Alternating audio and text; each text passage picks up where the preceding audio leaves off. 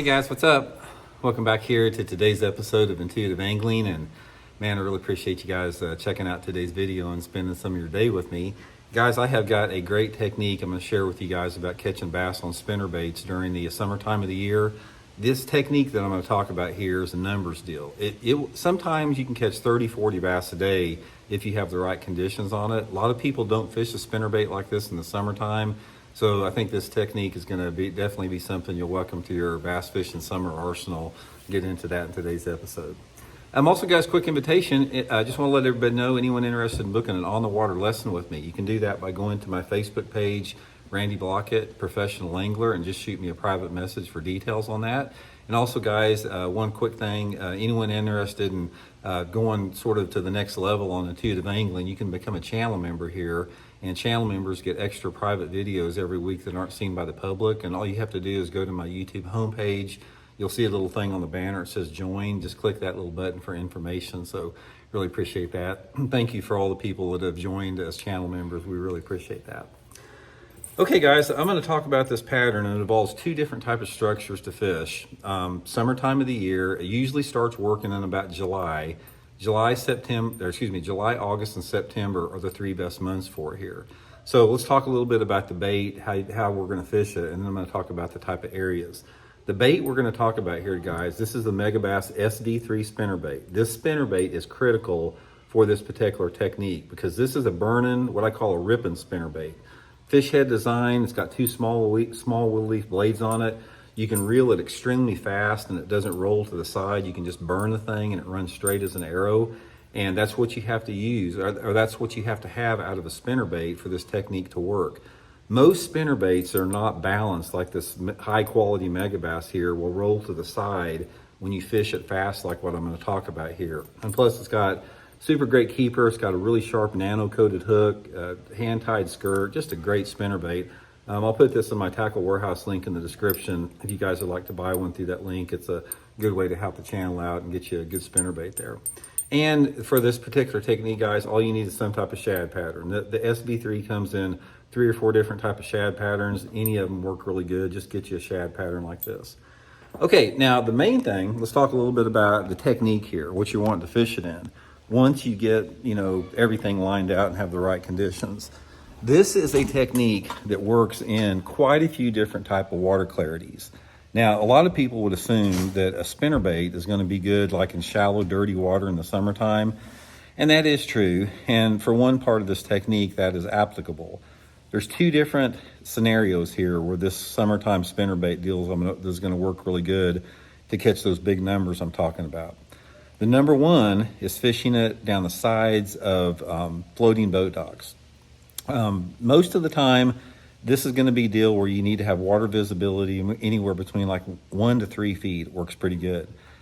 If you have a floating dock and you've got 1 to 3 foot of visibility, it positions those fish underneath those floats at the right depth for this particular technique to work. And there's just something about it that really, really works good. My favorite is 2 to 3 foot of visibility. Prime example, guys, a lot of you guys, if you've ever fished Grand Lake in Oklahoma, in the mid to lower end of the lake, you got 2 to 3 foot visibility, and I have absolutely destroyed them at Grand Lake on this technique I'm going to talk about. Get on those floating boat docks. You don't have to pay any attention to the water depth. The water can be 5 feet deep underneath those docks, or it can be 50 feet deep. You can literally, it's like I can get out on a marina dock that's got 50 foot of water and catch them, or I can get back in a cove that's got 5 foot of water and catch them on it. Take that spinnerbait and pitch it or cast it down the shady sides of the docks. Now, depending upon the time of the day, that shade angle is going to change throughout the day, but you have to have this thing around the shade of the docks, and you got to put it right next to the dock. And that's why with this technique, the way that I like to fish it is I put it on like a 7.5 foot medium heavy bait cast rod where I can pitch and flip it. So I'll get up at those docks and I'll pitch it and flip it down the fronts and down the corners of those docks, and I'll pitch it and flip it in the slips of the docks too.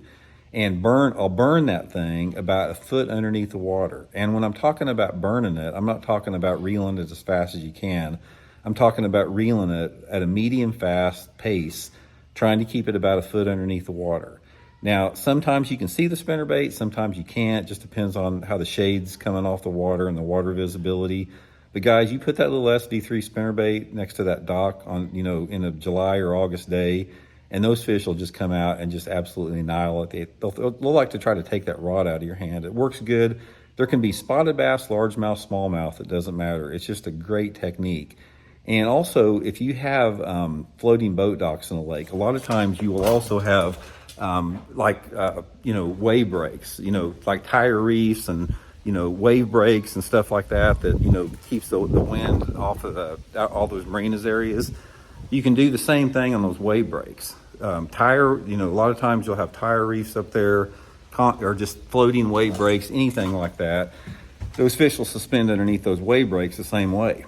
Okay, that's the first one. Now the second technique with that is ripping and burning that spinnerbait on bridge piers. Now the bridge pier situation, you've got to have, those dang chickens keep trying to get in the tackle room here. I don't know if you guys have seen it there. They like to get in the tackle room and like try to find a place to lay eggs in here. So things like, Kim wanted those chickens like 3 years ago, and you talk about a pain in the butt, guys. I know it's free eggs, but they are such a pain in the butt to have to deal with.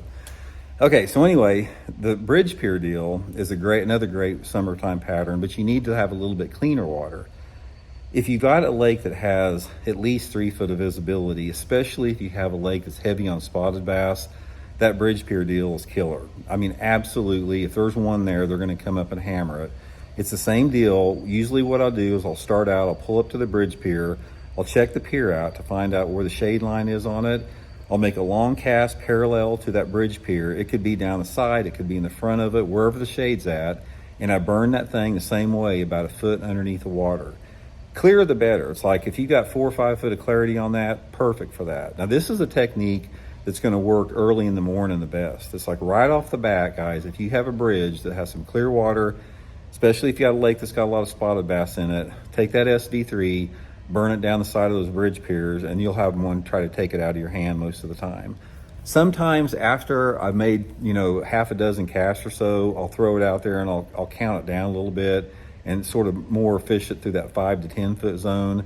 And then I'll usually mop it up with like a drop shot or something like that. But if there's an aggressive fish on that bridge pier, the biggest, most aggressive fish will usually hit that right off the bat on the pier.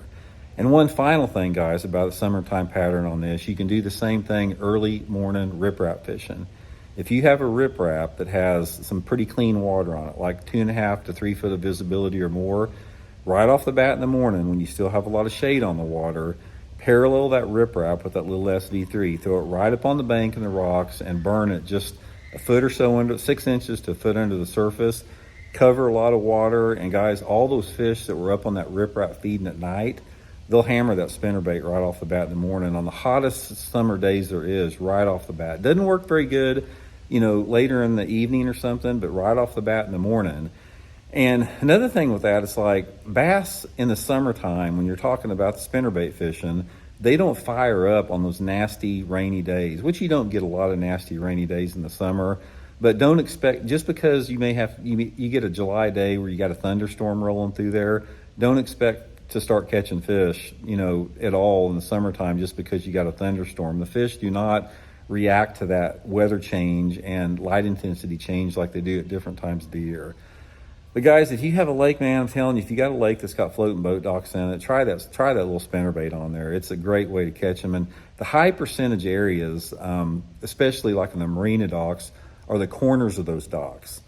Right there on the 2 corners, like the 2 end corners, the farthest out, the farthest deep away is the best places for them. And also pay close attention to some of those docks. They've got cables coming off of them, like on the front of the dock.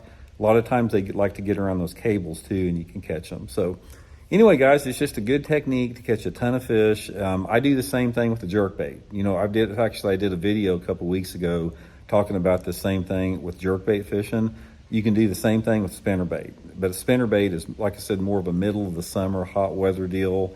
And that's how I fish both of those things. In the summertime of the year, guys, a spinnerbait and a jerkbait, sometimes a wacky rig, great way to catch them around those floating docks. So hope it helps out. We'll talk later.